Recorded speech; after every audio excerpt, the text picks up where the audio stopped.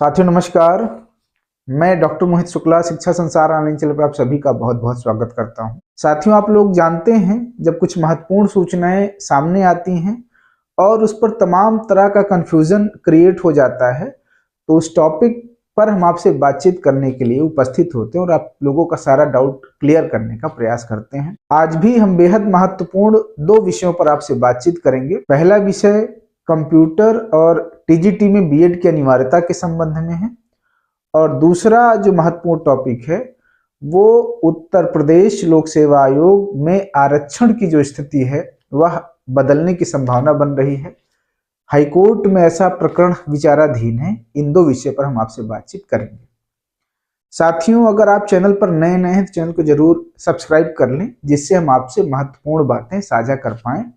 आइए बातचीत शुरू करते हैं। साथियों, आप लोगों ने अखबारों में पढ़ा होगा कि बिना बीएड वाले कैंडिडेट कला और कंप्यूटर विषय के लिए अर्ह नहीं माने जाएंगे। जी हाँ, आपको पूरी बात बता दें, लोक सेवा आयोग के द्वारा जो एलटी ग्रेड का विज्ञापन जारी किया गया है, विनोद कुमार यादव व 4 अन्य के द्वारा उसको चुनौती प्रस्तुत की गई है हाई कोर्ट में।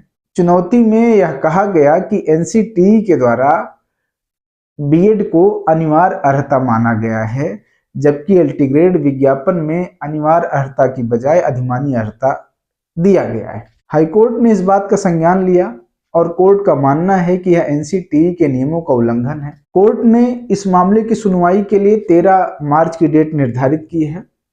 आयोग के द्वारा, शासन के द्वारा 13 मार्च को अपना पक्ष प्रस्तुत किया जाएगा कि आयोग के द्वारा क्यों बीएड को अधिमानी अर्हता के रूप में रखा गया है। तो कोर्ट के समक्ष आयोग के द्वारा, शासन के द्वारा अपनी बात को 13 मार्च को प्रस्तुत किया जाएगा। उसके बाद ही सारी चीजें क्लियर होंगी।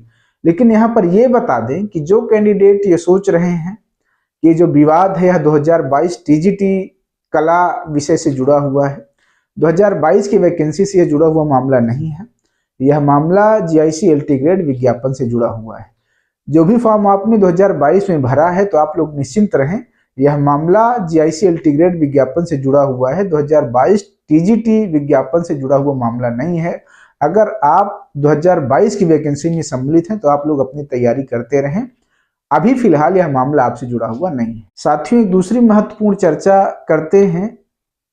उत्तर प्रदेश में आरक्षण के नियमों में जो परिवर्तन की संभावना बन रही है उस पर सुप्रीम कोर्ट का हाल ही में निर्णय आया था कि अगर कोई भी मेधावी छात्र जो आरक्षित वर्ग में है, अगर वह अनारक्षित वर्ग में ओवरलैप करता है, उसका सिलेक्शन होता है, तो उसका ओवरलैप और सिलेक्शन होना सिद्धांततः सही है। सुप्रीम कोर्ट के इसी ऐतिहासिक फैसले के आधार पर हरियाणा पब्लिक कमीशन ने 1 महीने पहले जो ट्रेजरी अफसर का रिजल्ट जारी किया था पीसीएस का, उसका रिजल्ट वापस ले लिया है और फिर से सुप्रीम कोर्ट के आदेशानुसार रिजल्ट जारी करने की बातचीत कही है। आपको बता दें, उत्तर प्रदेश लोक सेवा आयोग में भी ये बातचीत चल रही है। 19 जनवरी को हाईकोर्ट में इसकी सुनवाई है। 17 जनवरी को आयोग के द्वारा अपना पक्ष प्रस्तुत कर दिया गया है। अब 19 जनवरी को इस पर जो है कोर्ट का क्या रुख होता है वो स्पष्ट होगा। मामला क्या है आप लोगों को बता दें कि ओबीसी कैंडिडेट और ईडब्ल्यूएस कैंडिडेट की जो प्रारंभिक परीक्षा की मेरिट है वह जनरल कैंडिडेट से ज्यादा जाती है। कारण यह है कि जिस कैटेगरी में जो कैंडिडेट फॉर्म भरता है उसी कैटेगरी में उसको प्रारंभिक परीक्षा पास करना होता है। ईडब्ल्यूएस कैटेगरी में अगर आपने फॉर्म भरा है तो आपको ईडब्ल्यूएस कैटेगरी में ही प्रारंभिक परीक्षा पास करना पड़ेगा। ओबीसी में भरा है तो ओबीसी कैटेगरी में प्रारंभिक परीक्षा पास करना पड़ेगा। एससी एसटी आप जिस कैटेगरी में फॉर्म भरते हैं उसी कैटेगरी में आपको प्रारंभिक परीक्षा पास करना पड़ता है, जिसके चलते जनरल कैंडिडेट की मेरिट से 1-2 number 3 number OBC EWS category की मेरिट ज्यादा जाती प्रारंभिक परीक्षा। अब जो नया आरक्षण की बातचीत चल रही है उसमें यह तर्क दिया जा रहा है कि प्रारंभिक परीक्षा में भी अगर कोई कैंडिडेट अपनी कैटेगरी से ज्यादा अंक पा करके ओवरलैप करता है तो उसको ओवरलैप करने दिया जाए। अभी तक होता क्या था, परीक्षा के अंतिम चरण में सिलेक्शन सूची में आप देखते थे कि जब फाइनल मेरिट बनती थी तब कैंडिडेट को ओवरलैप कराया जाता था अगर उसका अच्छा अंक होता था तब। अब क्या होगा, अब प्रारंभिक परीक्षा में भी अगर कोई कैंडिडेट अच्छा नंबर पाता है तो उसको अपने कैटेगरी से बाहर जनरल कैटेगरी में ओवरलैप कराया जाएगा, जिससे ओबीसी, ईडब्ल्यूएस इत्यादि जो कैटेगरी वाले कैंडिडेट हैं उनकी मेरिट प्रारंभिक परीक्षा में जनरल कैंडिडेट से कम जाने की संभावना रहेगी। क्योंकि अगर मेधावी छात्र है ओबीसी कैटेगरी में या ईडब्ल्यूएस कैटेगरी में और वह अच्छा अंक अर्जित करता है प्रारंभिक परीक्षा में, तो प्रारंभिक परीक्षा में ही वह अपनी कैटेगरी से बाहर निकलकर जनरल कैटेगरी में ओवरलैप कर सकता। अब आरक्षण इसके तहत देने की बातचीत चल रही है। प्रतियोगी छात्रों के द्वारा इसकी मांग कोर्ट के माध्यम से की गई 19 जनवरी को। जी हाँ, इस पर कोर्ट का रुख स्पष्ट होने वाला है। अगर कोर्ट का रुख प्रतियोगी छात्रों के पक्ष में रहा तो जनरल कैंडिडेट की मेरिट प्रारंभिक परीक्षा की ईडब्ल्यूएस और ओबीसी कैटेगरी से ज्यादा जाने लगेगी, जो अभी तक देखने के लिए नहीं मिलती थी। अभी तक सामान्यतः ये होता था कि ईडब्ल्यूएस कैटेगरी और ओबीसी कैटेगरी की मेरिट जनरल कैटेगरी से ज्यादा जाया करती थी।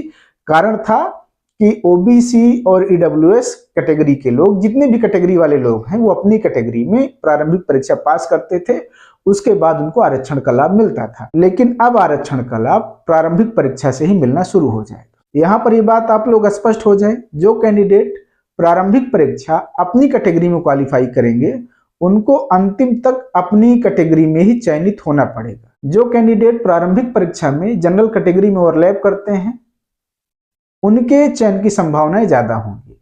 अगर वो अच्छा अंक अर्जित करते हैं तो जनरल कैटेगरी में भी सिलेक्ट हो सकते हैं, और अगर वहां से छटेंगे तो अपने कैटेगरी में, चाहे वो ईडब्ल्यूएस कैटेगरी में हो, चाहे ओबीसी में हो, चाहे एससी में हो, वहां पर भी उनका सिलेक्शन होगा। लेकिन जो कैंडिडेट प्रारंभिक परीक्षा अपनी कैटेगरी में पास करेंगे वो अंतिम तक अपनी कैटेगरी में उनको चयनित होना पड़ेगा। वो ओवरलैप नहीं कर पाएंगे अच्छा नंबर अर्जित करने के पश्चात भी। तो साथियों, आरक्षण का ये समीकरण जिसकी भी हमने चर्चा की, अगर यह लागू होता है 19 जनवरी को इस पर सुनवाई है।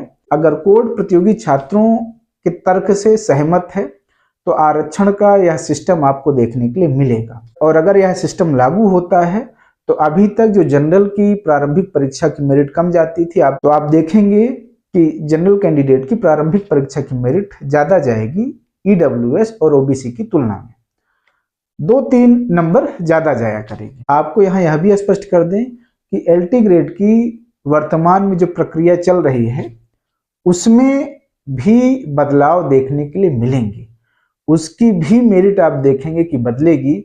यहाँ भी जनरल कैंडिडेट की मेरिट ज्यादा जाने वाली है और ओबीसी, ईडब्ल्यूएस कैंडिडेट की मेरिट कम जाएगी अगर आरक्षण का यह नया सिस्टम लागू हो जाएगा तब।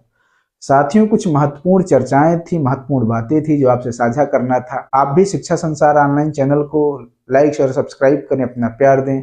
अगर आपके मन में कोई प्रश्न है, किसी प्रकार का कोई डाउट है, तो आप शिक्षा संसार ऑनलाइन चैनल के माध्यम से अपने प्रश्न पूछ सकते हैं। हमारे द्वारा, हमारी टीम के द्वारा आपके प्रश्नों का जवाब दिया जाएगा। आज की वीडियो में इतनी बातचीत। धन्यवाद साथियों, नमस्कार।